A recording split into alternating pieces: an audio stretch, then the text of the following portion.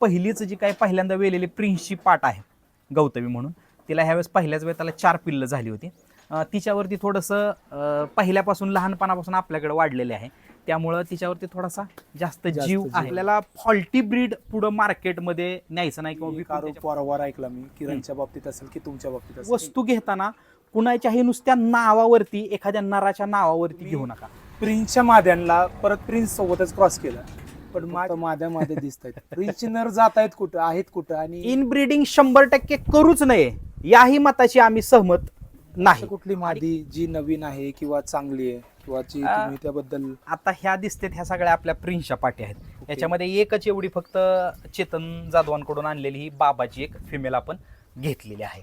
थोडंसं genetic change किंवा वेगळ्या लाईन मध्ये आपल्याला काम करण्यासाठी आपण घेतलेले आहेत. ह्या बाकीच्या सगळ्या आपल्या प्रिन्सच्या पाटी. मी आता एक पिल्लू बघतोय, म्हणजे पाट बघतोय. ही पाट म्हणजे सगळ्यात वेगळी वाटते मला, म्हणजे कान असेल, त्याचं तोंड असेल किंवा ठेवण असेल, म्हणजे तुमच्या हिशोबाने काय म्हणजे असं वैशिष्ट्य की तुम्ही ही पाट घरी ठेवली? तिचं पण नाव आपण गौतमीच ठेवलेलं आहे. प्रिन्सची मुलगी आहे.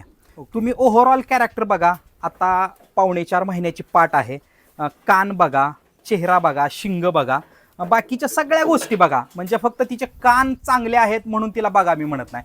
ओव्हरऑल मी जे म्हणतो की कॅरेक्टर चांगले जीन्स, तुम्ही ही पाट बघा, याच्यामध्ये तुमच्या लक्षात येतील. मग सिलेक्ट करताना या सगळ्या गोष्टी बघा. शेपटीपासून तुम्ही पुढच्या नाकापर्यंत पूर्णपणे मादी बघा, आणि तिच्या त्या क्वालिटीमुळं आपण ती घरी पुढच्या फ्युचर ब्रीडिंगसाठी आपण ती ठेवलेली आहे. आता मी प्रिन्सचे बरीचशी पिल्लं बघितली, जशी माया असेल, बानू असेल, किंवा तुमच्याकडचं आता ही पाट आहे. म्हणजे एकंदरीत प्रिन्सची ठेवण ही माद्यांमध्ये मला खूप चांगली किंवा खूप उत्कृष्ट दिसून येते. नरांमध्ये पण ती ठेवण खूप चांगली येते. म्हणजे असं काही कारण आहे, म्हणजे तुम्ही प्रिन्स जेव्हा घेतला किंवा प्रिन्स तुम्ही आणि किरण बोरकरनी जेव्हा घेतला, तर प्रिन्समध्ये तुम्ही काय बघून घेतलं? म्हणजे नवीन शेळीपालक सुद्धा त्या गोष्टी नर घेताना किंवा माद्या घेताना, लहान पिल्लं घेताना, म्हणजे काय होतं, बऱ्याच वेळा मोठ्या शेळ्या दिसून येतात, घेणं सोपं जातं. अगदी बरोबर. पिल्लं घेणं हे खूप चॅलेंजिंग आहे. मग असं काय बघून घ्यावं की पिल्लं त्या क्वालिटीची आपल्याकडे बनतील किंवा लहान पिल्लं? आता काय होतंय, एक तर पिल्लू सिलेक्ट करताना त्याचे आई वडील तर तुम्हाला परफेक्ट माहीत असणं गरजेचं आहे. बरोबर. त्याचं जेनेटिक पाठीमागचं माहीत असणं महत्वाचं आहे. त्याच्यानंतर त्या जेनेटिकचे म्हणजे त्याच्या आईचे वडिलाचे गुण किती पिल्लामध्ये आलेले आहेत. मग त्याच्यामध्ये बघताना आता ह्या मादीचं जसं मी तुम्हाला सांगितलं बाबा, काना म्हणजे तोंडापासून ते शेपटीपर्यंत कुठेही बघा, त्याच्यातले जे काही कॅरेक्टर आहेत, तसाच प्रिन्स सिलेक्ट करताना आता मला तसं त्यातलं थोडंसं सिलेक्शनचं नॉलेज थोडंसं कमी होतं त्यावेळी, किंवा अजूनही थोडंसं कमी आहे. पण आमचे मित्र किरण बोरकर आहेत, हे खूप दिवसापासून त्याच्यामध्ये असल्यामुळं त्यांनी ज्या काही गोष्टी त्याच्यामध्ये बघितल्या त्याच्यावरून आम्ही येस केलं आणि ते पिल्लू आणलं. त्यावेळेस पण ते पिल्लू बघताना मग त्यांनी मला त्या समजून सांगितल्या गोष्टी, की पिल्लाची शेपटी कशी सरस आहे, पाठीमागचे पाय, पुढचे पाय, चेहरा, शिंगाची ठेवण किंवा कान त्याचे कशा आहेत, या सगळ्या गोष्टी जिथल्या तिथं जागची जागेवरती असल्यामुळं मग त्याचं सिलेक्शन केलं. आणि त्यावेळी त्याचं सिलेक्शन केलेलं हे फळ आज आपल्याला या पाटींच्या रूपानं किंवा आमचे मित्र किरण बोरकरांच्या गोट्यावरती तुम्ही जे काय 7-8 आता मोठ्या माद्या बघताय, हे त्याचं हे मिळालेलं फळ आहे. आता अजून एक विचारायचं मला, की आज प्रिन्सच्या किती माद्या एकंदरीत तुम्ही असाल, किरण बोरकर असाल किंवा ह्या ग्रुपमध्ये एकंदरीत आज किती प्रिन्सच्या माद्या अशा तयार आहेत की त्यांची येणारी पिल्लं काही दिवसात माझ्या मते हल्ला करतील किंवा गाजावाजा करतील, अशा किती माद्या तयार? नक्कीच.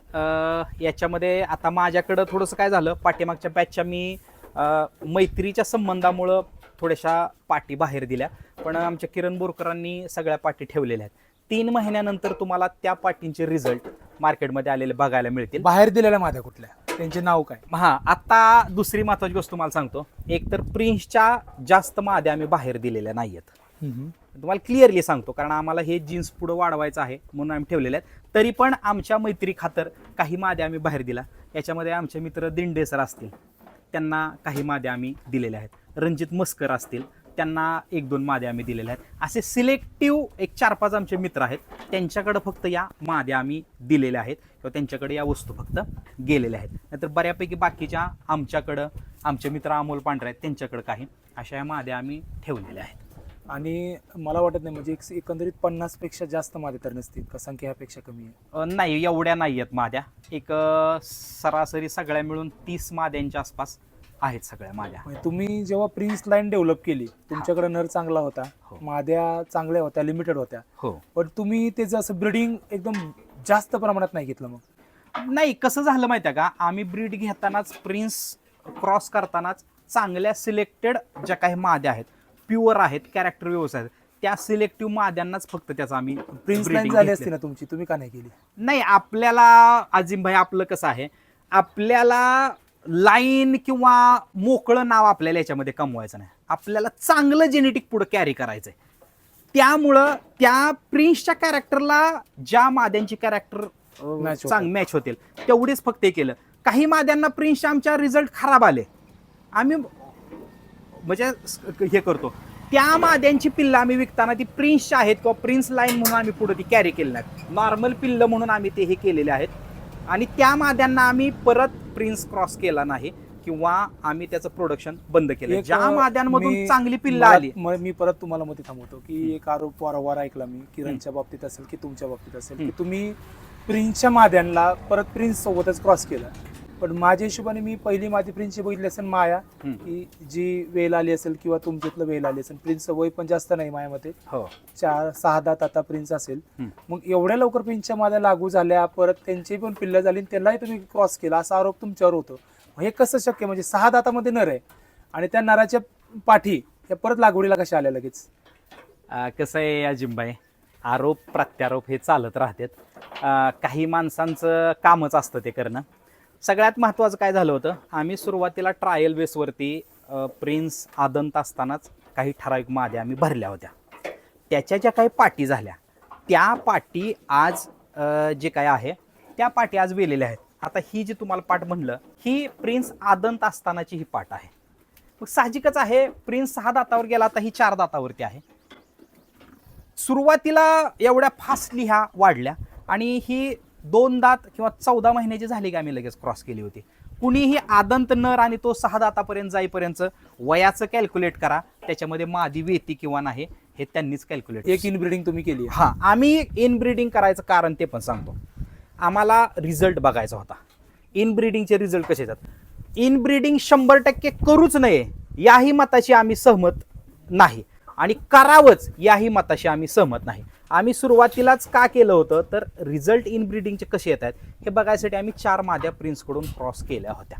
एकदम उत्तम रिझल्ट आलेला आहे आणि तो जो काही रिझल्ट आहे हा एक 8 ते 10 महिन्यात लोकांना समजेल. ती पिल्लं मार्केटमध्ये काय क्वालिटीला आहेत ती हे. आता ही जी आपली गौतमी म्हणून आहे, या मादीला पहिल्या वेताला 4 नर झाले. त्यातला एक जो दिलेला आहे किंवा आम्ही घरी ठेवलेला आहे, जंगम म्हणून मित्र आहेत कोल्हापूरचे, त्यांना एक पिल्लू दिलेलं आहे आणि जजचे अमोल दुधाळ आहेत त्यांना एक पिल्लू दिलेलं आहे. आणि 4थं जे पिल्लू आहे हे इंद्रजित देशमुख म्हणून आहेत आंबेजोगाईचे, यांच्याकडं ही पिल्लं गेलेली आहेत. आणि आत्ता सध्याच्या त्यांची जी काही कॅरेक्टर जी काही ग्रोथ आहे या ग्रोथनुसार नक्कीच भविष्यातले ते टॉपचे ब्रीडर असतील. 3 महिन्याची पिल्लं झालेले आहेत. 4ही पिल्लांचं वजन हे 28 ते 32 किलोच्या दरम्यान. इनब्रीडिंग करताय आणि तुम्ही काही शेळ्यांमध्ये म्हणून किंवा काही पाटींमध्ये आता इनब्रीडिंग तुम्ही केलेली आहे. हो, अशी बाहेरची वस्तू कुठली जी आपल्या गोट्यामध्ये आहे? नाही घेतलीत की आपण, बाहेरच्या पण वस्तू घेतल्या होत्या. ॲक्च्युली इथून एक साधारणपणे 250 किलोमीटरवरून आपण आणल्या होत्या. एका गोट्यावरून आपण 4 वस्तू घेतल्या होत्या. म्हणजे त्यांचंही बिटलमध्ये चांगलं नाव होतं, पण म्हणजे जेवढा आपण त्याला रक्कम लावली किंवा ज्या दरानं आपण त्या वस्तू घेतल्या आणि त्यांच्यापासून जी अपेक्षा आपण ठेवली होती तशा अपेक्षेनं त्या वस्तू उतरल्या नाहीत किंवा तेवढा त्याचा रिटर्न आपल्याला मिळाला नाही. त्याच्यामुळे त्यातल्या 3 वस्तू आपण तोट्यावरती विकल्या. एक वस्तू फक्त आपल्याकडं आहे. ही जी काही पाट आहे तुमच्या पाठीमागे दिसते ती पाट खूप म्हणजे तशी आणली त्यावेळेस खूप खराब कंडिशनमध्ये आपल्याकडे आली होती. म्हणजे वजन वयाच्या हिशोबाने खूप अशी आजारात सापडलेली पाट होती. पण नंतर आमचे मित्र डॉक्टर बापू केसकर यांच्या डाएट प्लॅननुसार का नाही मग ही पाट आपल्याकडं आपल्या लक्ष देण्यामुळे किंवा आपल्या नशिबानं म्हणा चांगली डेव्हलप झाली. आत्ता 2 दात आहे, 42 हाईटला भरते आणि साधारणपणे 2-2.25 महिन्याची. म्हणजे थोडक्यात तुम्हाला असं म्हणायचं की सोनार कधी सोन्याच्या व्यवसायात फेल जात नाही, पण तुम्ही सोन्याच्या व्यवसायात 1-2दा फेल झालाय. नक्की नक्की झालं. होत असते. काय होतंय, सगळ्याच वस्तू ज्या अपेक्षेनं आपण घेतो त्या अपेक्षेला उतरतीलच असं नाही. कदाचित घेताना आपली नजर चुकली असेल किंवा नावावरती आपण थोडंसं वस्तूकडं दुर्लक्ष केलं असेल, तेवढ्या बारकाईनं बघितलं नसेल, त्यामुळं पण ह्या गोष्टी होतेत. तसं झालं. परंतु जी काही वस्तू तयार झाली, म्हणजे त्यांचेच मित्र आपल्या फार्मवरती आल्यानंतर त्यांनी बोलून दाखवलं की अशी वस्तू त्यांच्या पण फार्मवरती नाही तयार झाली. म्हणजे बऱ्याच वेळा आपण म्हणतो आपल्या पश्चिम महाराष्ट्रात की दावणीचा गुणधर्म आहे, तसा गुणधर्म थोडक्यात म्हणावं. म्हणजे 3 वस्तू फेल गेल्या पण एक वस्तू तुम्ही तयार केली. एका वस्तूनं त्या 3 वस्तूंची कमतरता आपली भरून काढली. नक्की बऱ्याच वेळा मी बघितलं की बागवणर सर असेल, किरण असेल, तुम्ही ऑप्शनसाठी भरपूर म्हणजे अग्रेसर असता की ऑप्शन हवाय.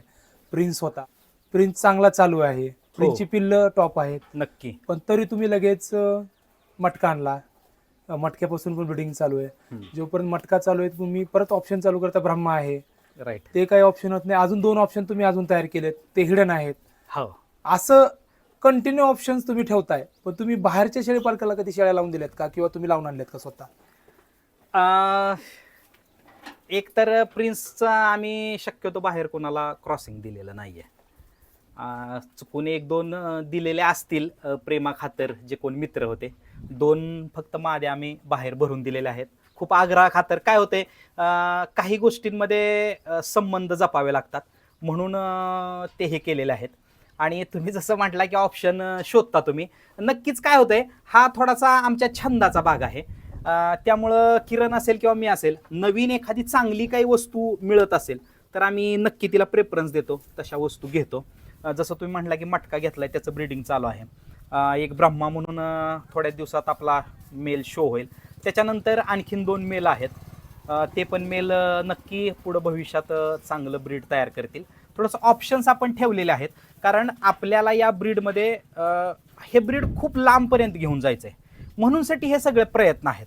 एवढे सगळे ऑप्शन्स ठेवायचे, एवढ्या सगळ्या माद्या त्याच्यावरती ट्राय करायचं, या गोष्टी आहेत. आणि दुसरा तुमचा प्रश्न की बाहेरून तुम्ही माद्या क्रॉस करून आणल्या होत्या का?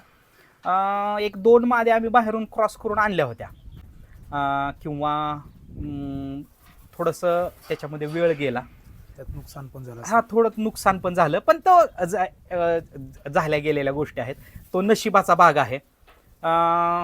तरी पण म्हणजे नवीन शेळी पालकांना थोडासा एक सल्ला द्यावा असा वाटतो की जरी तुम्ही बाहेरच्या नराकडून जर माद्या क्रॉस करून घ्यायचा तुमचा प्रयत्न असेल, किंवा तुमच्याकडे बेस्ट क्वालिटीच्या माद्या असतील, तर त्या नराकडे नेण्या अगोदर नुसतं त्या नराचं नाव ऐकू नका, किंवा त्या नराच्या मालकाच्या नावावरती तुम्ही जाऊ नका. तर त्या नराचं आलेलं पाठीमागचं प्रोडक्शन कसं आहे, त्याच्यामध्ये काय फॉल्ट्स येतात का, किंवा क्वालिटीला पुढं पिल्लं कशी डेव्हलप होतात, उंची किती जाते, किंवा त्याच्या पाठीला दूध कसं येते, याही गोष्टीचा अगोदर थोडंसं लोकांनी अभ्यास केला पाहिजे. उगीच एखाद्याचं नाव आहे, एखाद्या नराचं नाव आहे म्हणून मादी त्याच्याकडून क्रॉस करून आणणं हेही चुकीचं आहे. त्याच्यापासून आलेलं प्रोडक्शन जर समजा काही थोडंफार त्याच्यामध्ये फॉल्ट्स येत असतील तर नक्की माणसांनी बाहेरून शेळ्या क्रॉस करून घेणं थोडंसं टाळावं. हां, ज्या नराचं अजिबात येत नाही त्याच्याकडून जर तुमच्या संबंध असतील तर तुम्ही क्रॉसही करून घेऊ शकता, त्याच्यामध्ये काही अडचण. सर, आम्ही प्रिन्सच्या फक्त माद्यांचीच नाव ऐकतोय, फक्त माद्या दिसत आहेत. प्रिन्सचे नर जात आहेत कुठं, आहेत कुठं, आणि कुठला असा नर आहे का की जो नाव करतोय किंवा कुठं शो मध्ये येतोय किंवा आता चमकायला लागलाय असं? नक्की अजिमबाई, तुम्ही हा खूप महत्त्वाचा प्रश्न विचारला, कारण मार्केटमध्ये थोडीशी उलट्या चर्चा लोक करतायत की प्रिन्सच्या फक्त माद्यात चांगल्या होतेत, नर कुठं चांगले आहेत प्रिन्सचे. पण मुळात काय झालं तुम्हाला सांगू का, एकतर मुळात प्रिन्सचं माद्या द्यायचं प्रमाण खूप जास्त आहे. तुम्ही किरण बोरकरांच्या गोट्यावरती बघितलं असेल, बानू असेल, माया असेल, मीरा असेल, ह्या माद्या बघितल्या असेल, आपली गौतमी असेल, ह्या बारक्या माद्या तुम्ही बघितलेल्या असतील. माद्यांची पहिल्या बॅचला प्रिन्सचं काय झालं, खूप माद्या झाल्या, म्हणजे 80% 90% माद्यांचं प्रमाण झालं. आणि त्याच्यामध्ये राहिलेले जे काही 5 नर आमच्याकडे झाले होते. आता बोरकर साहेबांचे कसे थोडेसे बाहेर संबंध असल्यामुळं त्यातले 4 मेल हे राज्याच्या बाहेर गेले, 2 हैदराबादला गेलेले आहेत, 2 बेंगलोरला गेलेले आहेत. त्यामुळे फर्स्ट बॅचमधले जे काही मेल आहेत हे बाहेर गेले, आणि सेकंड बॅचमधले जे काही नर आहेत त्याच्यामध्ये आताच बिभीषण हुलगेंचा जो काही महाकाल म्हणून नर आहे तो आपल्या प्रिन्सचाच नर आहे. आणि त्याच्याबरोबरचीच आपण जी काही एक उत्कृष्ट क्वालिटीची 2 पिल्लं आपण बाहेर दिली होती, एक म्हणजे आमचे मित्र दिंडे सर आणि दुसरे म्हणजे आमचे एक देवकाते म्हणून आमचे मित्र आहेत. पण आपलं बॅड लक की एकदम उत्तम क्वालिटीची दोन्हीही पिल्लं एक्सपायर झाली. दिंडे सरांचा आजारपणामध्ये एक्सपायर झाला आणि देवकात्यांचा काय झालं, त्याचा पाय फ्रॅक्चर झाला, त्याच्यामधून त्याला इंटरनल इन्फेक्शन झालं आणि त्याच्यामध्ये तो नर दगावला. त्यामुळं असं काही नाही की बाबा प्रिन्सच्या फक्त पाटीत चांगले येत नर चांगले येत नाहीत. हा म्हणजे मार्केटमध्ये पसरवले फक्त अफवा आहे. आता या बॅचमध्ये प्रिन्सच्या नरांची संख्या जास्त आली होती. आता या बॅचमधले जवळपास आपण 10 नर बाहेर दिलेले आहेत आणि हे जे काही नर आहेत हे एक 10-12 महिन्यात लोकांना समजतील प्रिन्सचे नर काय म्हणून येतात, काय क्वालिटीमध्ये येतात ते. म्हणजे प्रिन्सची मार्केटमध्ये पिल्लं नाहीत बघता मला वाटतं मग प्रिन्सचं वय लय कमी असेल किंवा खूप कमी असेल. हा प्रिन्स आता बघा ना, येणाऱ्या 26 जानेवारीला फक्त 3 वर्षाचा झाला प्रिन्स. आणि दुसरी महत्वाची गोष्ट काय झाली अजिमबाई माहिती आहे का, प्रिन्सचं घेतानाच आपण जे काही ब्रीडिंग आहे हे सिलेक्टिव्ह ब्रीडिंग घेतलेलं आहे. आपल्याकडं 2 माद्यांची पिल्लं जी काही आहेत प्रिन्सची ही फॉल्टी आली होती, पायांमध्ये फॉल्ट आला होता. म्हणजे प्रिन्सच्या वडिलाला जो पायामध्ये प्रॉब्लेम होता तसेच त्या दोन्ही पिल्लांना प्रॉब्लेम आले.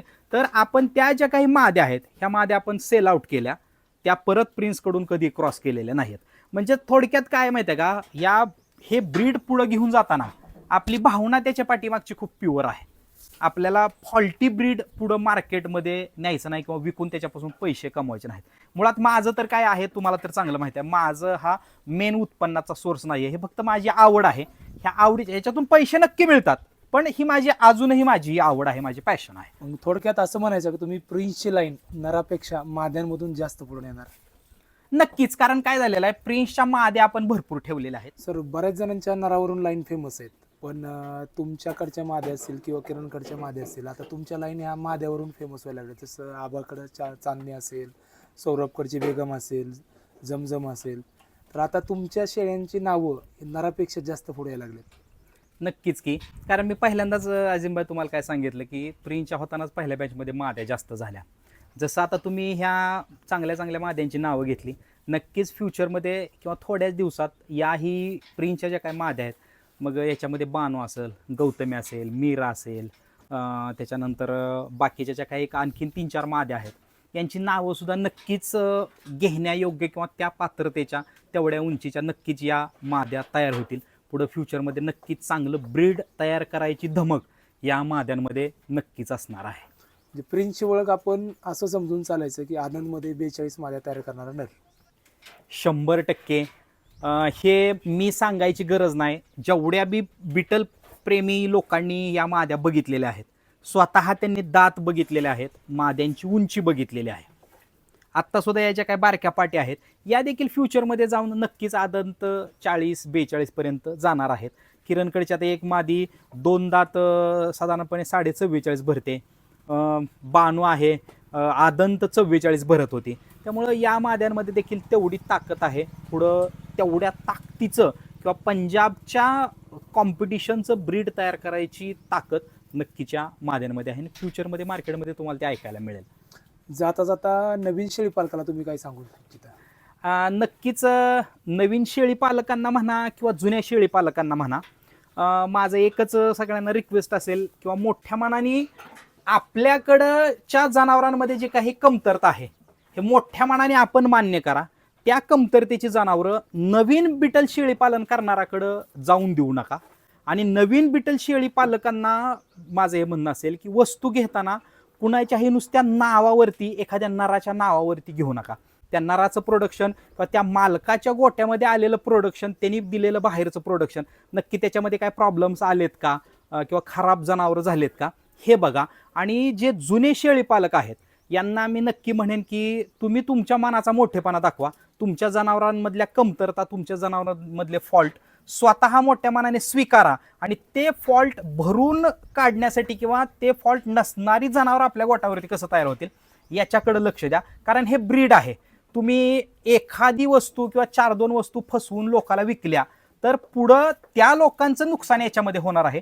पुढचं ब्रीड खराब होणार आहे. जर तुमच्याकडे ब्रीड खराब असेल तर ते जाग्यावरती थांबवा आणि तुमच्याकडे जे चांगलं ब्रीड असेल ते पुढं वाढवायचा, मार्केटमध्ये आणायचा नक्की प्रयत्न करा. एवढीच सगळ्यांना माझी विनंती राहील. धन्यवाद सर.